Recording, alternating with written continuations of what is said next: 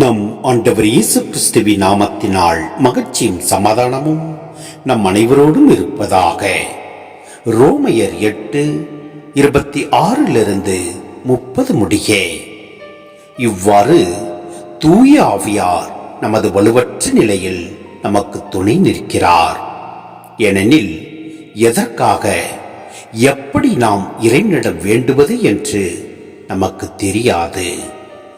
தூய ஆவியார் தாமே சொல்வடிவம் பெற முடியாத நம்முடைய பெருமூச்சுகளின் வாயிலாய் நமக்காக பரிந்து பேசுகிறார். உள்ளங்களை துருவி ஆயும் கடவுள் தூய ஆவியாரின் மனநிலையை அறிவார்.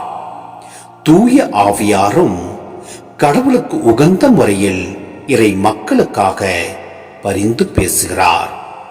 மேலும் கடவுளிடம் அன்பு கூறுபவர்களோடு, அதாவது அவரது திட்டத்திற்கேற்ப அழைக்கப்பட்டவர்களோடு, அவர்கள் நன்மைக்காகவே ஆவியார் அனைத்திலும் ஒத்துழைக்கிறார் என்பது நமக்கு தெரியும்.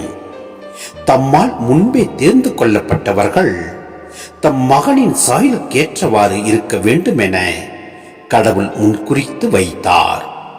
அச்சகோதர சகோதரிகள் பலருள் தம் மகன் தலை பேரவனவராய் இருக்க வேண்டும் என்றே இப்படி செய்தார். தாம் முன்குறித்து வைத்தோரை அவர் அழைத்திருக்கிறார். தாம் அழைத்தோரை தமக்கு ஏற்புடையவராக்கி இருக்கிறார். தமக்கு ஏற்புடையவரானோரை தமது மாட்சியில் பங்கு பெற செய்தார். சிந்தனை. மன்றாட்டு என்பது மனித உள்ளத்தின் ஆழத்தில் நடந்தேறும் ஒரு இனிமையான சங்கமம் ஆகும். மனிதரின் ஆவியும் தூய ஆவியும் இணைந்து நடத்தும் வேள்வி இது. இதற்கும் இயேசு கிறிஸ்து நமக்காக புரியும் பரிந்து பேசுதலுக்கும் தொடர்பு உண்டு. இயேசு நம்மிலும் நாம் அவரிலும் வாழ்வதால் இவை அனைத்தும் நம் உள்ள அந்தரங்கத்திலே தினமும் நடக்கின்றன. நம் ஆவியும் இயேசுவின் ஆவியும் கொண்டாடும் உறவாடலே உண்மையான மன்றாட்டு. இதையே சொல் வடிவம் பெற முடியாத நம்முடைய பெருமுச்சிகள் என்று பவுல் அழைக்கின்றார்.